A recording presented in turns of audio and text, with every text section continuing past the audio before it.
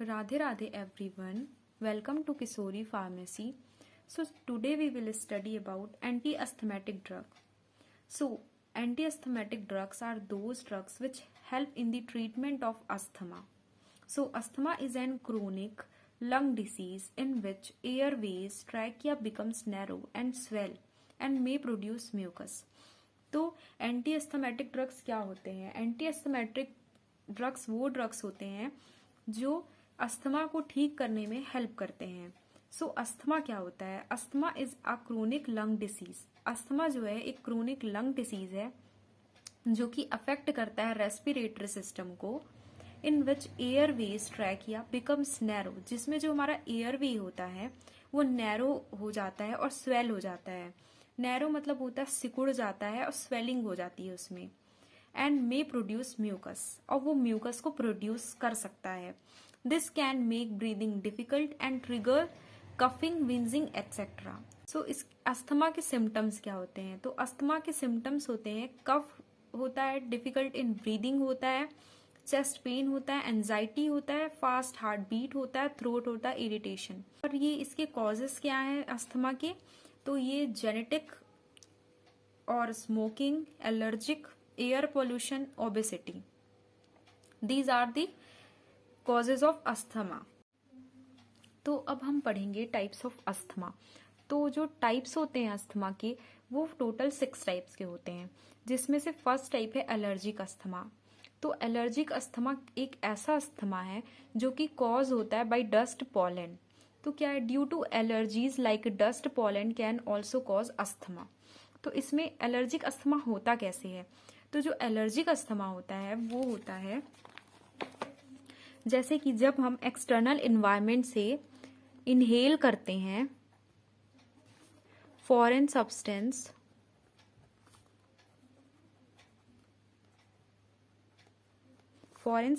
like dust, pollen, etc. जब हम foreign substance को इनहेल करते हैं तो क्या होता है कि हमारी बॉडीज में in the form of antigen वो एंटर करते हैं. जो फॉरेन सब्सटेंस है उनको हम एंटीजन भी कहते हैं, जो कि हमारी बॉडी में एंटर करते हैं और ये डायरेक्ट हमारे जो बॉडी में मास्ट सेल होता है उस पे अटैक करते हैं.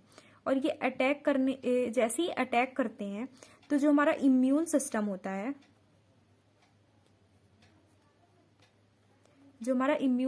होता है, वो रिलीज करते हैं बी सेल्स को, जिसको हम ब्लड सेल्स भी कहते हैं, और एक एंटीबॉडीज को रिलीज करता है.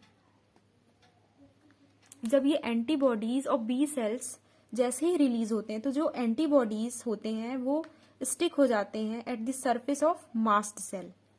मास्ट सेल के अराउंड ये स्टिक होने लगते हैं. और ये जैसे ही इसके सरफेस पे स्टिक होते हैं तो जो एंटीजन होते हैं वो एंटीजन आके जैसे ही इसके साथ इंटरेक्ट करते हैं तो क्या होता है, जो मास्ट सेल होता है, मास्ट सेल डीग्रेन्युलेट हो जाता है. तो इसमें क्या होता है, डीग्रेन्युलेशन के कारण, जैसे ही डीग्रेन्युलेशन होगा तो जो हिस्टामीन होते हैं और प्रोटीज होते हैं, प्रोस्टाग्लैंडिन,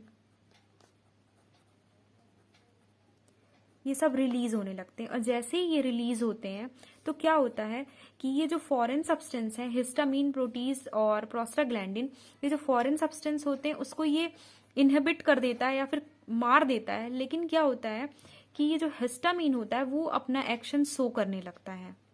हिस्टामीन और प्रोस्टाग्लैंडिन ये जो होते हैं ये अपना एक्शन शो करने लगते हैं, जिसके कारण इन्फ्लामेशन होने लगता है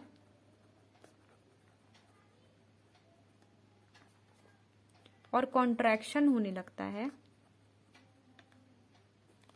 हमारे एयरवेज में, और वही अस्थमा को कॉज करता है. तो होता क्या है कि जैसे ही हम नोज से फॉरेन सब्सटेंस को इनहेल करते हैं तो फॉरेन सब्सटेंस के अंदर डस्ट होता है, पॉलन होता है, एक्सेट्रा होता है, जो कि एंटीजन के फॉर्म में हमारी बॉडी के अंदर एंटर करता है। और जैसे ही वो एंटर करता है वो मास्ट सेल के ऊपर अटैक करता है, और मास्ट सेल को बचाने के लिए जो इम्यून सिस्टम होता है वो बी सेल्स और एंटीबॉडीज को रिलीज करता है।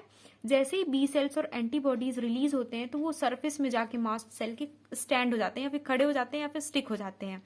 फिर क्या होता है कि जो एंटीजन होता है वो एंटीबॉडीज के साथ इंटरेक्ट करेगा, और ये दोनों फाइट करते हैं, जिसमें जो एंटीबॉडीज होता है और एंटीजन होता है, इनके फाइट के कारण जो मास्ट सेल होता है हमारा वो ब्लास्ट हो जाता है या फिर डीग्रेनुलेट हो जाता है, जिसके कारण जो मास्ट सेल के अंदर हिस्टामीन और प्रोटीज वगैरह जो एंजाइम स्टोर्ड रहते हैं वो डीग्रेनुलेट होने के कारण बाहर आ जाते हैं। और जैसे ही वो बाहर आते हैं वो फॉरेन सब्सटेंस को तो किल कर देते हैं, मार देते हैं फॉरेन सब्सटेंस को, लेकिन ये अपनी जो एक्शन है उसको शो कर देता है। हिस्टामिन इन्फ्लामेशन को कॉज कर देता है, प्रोस्टाग्लैंडिन कॉन्ट्रैक्शन को कॉज करता है। तो अब हम सेकेंड टाइप ऑफ अस्थमा पढ़ेंगे, जिसमें हम नॉन एलर्जिक अस्थमा पढ़ेंगे। तो जो नॉन एलर्जिक अस्थमा होता है ये एक अलग ही रीजन से कॉज होता है, जो कि एलर्जिक अस्थमा से रिलेटेड नहीं होता है। तो नॉन एलर्जिक अस्थमा जो होता है वो कॉज होता है बाय फॉलोइंग, जैसे कि आउटडोर एयर पोल्यूशन से। अगर हम कहीं बाहर गए हैं, अगर उसमें अगर एयर में पोल्यूशन रहता है, जैसे कि हमें पता है कि जो एयर होते हैं, एयर में कई टाइप के गैसेस होते हैं जो कि टॉक्सिक भी होते हैं।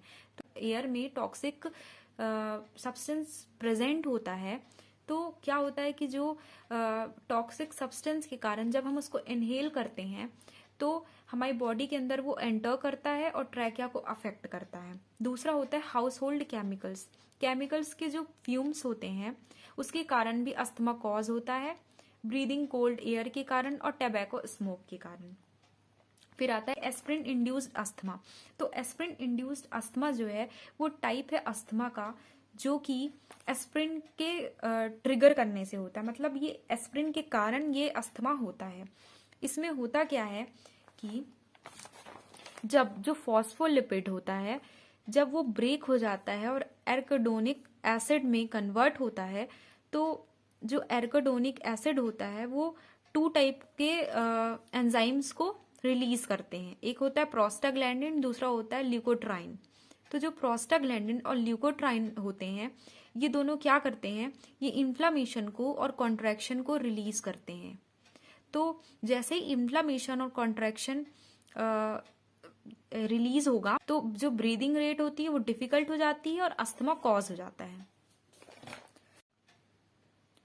तो अब हम नेक्स्ट टाइप पढ़ेंगे कफ वेरिएंट अस्थमा। तो कफ वेरिएंट अस्थमा एक ऐसा अस्थमा है जो कि हमारा थ्रोट होते हैं, तो थ्रोट में एक कफ को प्रोड्यूस करता है और वो ड्राई कफ होगा। फिर आता है ऑक्यूपेशनल अस्थमा। ऑक्यूपेशनल अस्थमा एक टाइप है जो कि ऐसा अस्थमा होता है जो कि कॉज होता है बाय केमिकल फ्यूम्स डस्ट।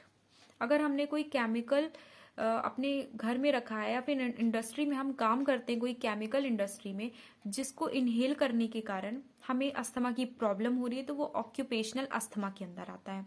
फिर आता है night time asthma. Night time asthma एक ऐसा अस्थमा होता है जो कि नाइट टाइम में बहुत इंक्रीज हो जाता है, जिसके कारण हमको सांस लेने में प्रॉब्लम होने लगती है और एंजाइटी फील होने लगता है। Thank you everyone.